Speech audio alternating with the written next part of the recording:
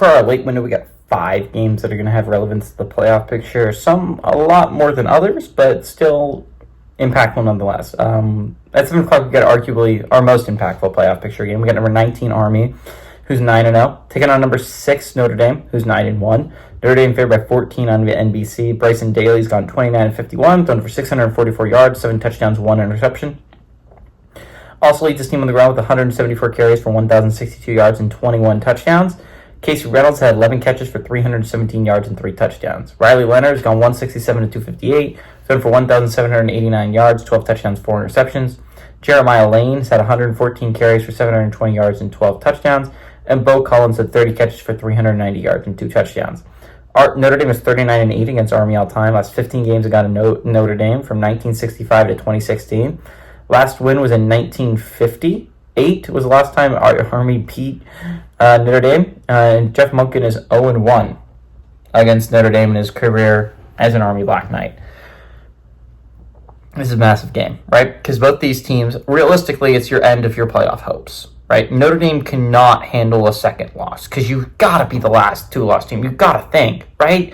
Your 2 losses would be to Army and Northern Illinois.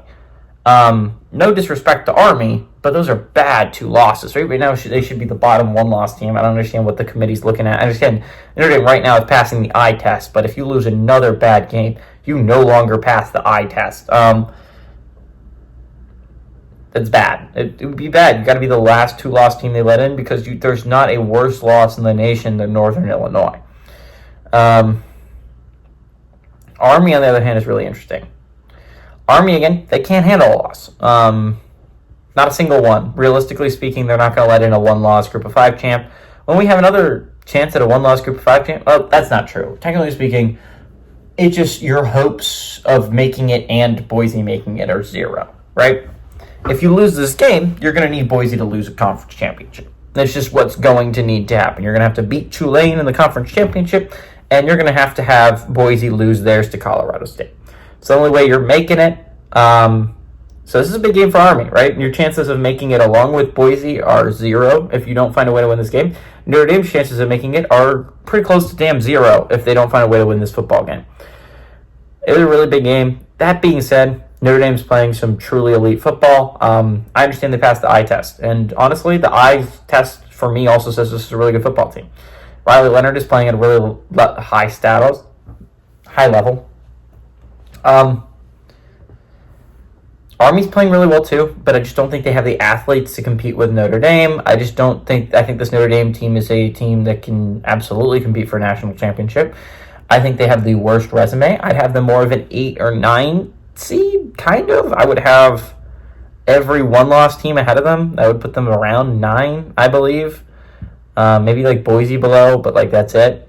I understand Notre Dame's playing some really good football. I'd have them about the 9 seed. I'd have them going on the road to take on probably like Miami would be how I would work out that bracket.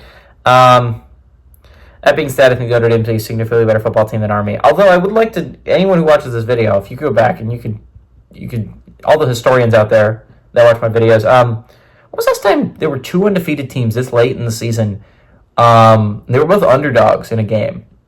Because I think that's really, not only underdogs, double-digit underdogs. I don't remember the last time that happened. It seems really unreal, considering there's only 3 left. I don't remember the last time there were 2 undefeated teams in the same weekend this late into November, like second to last week of the season.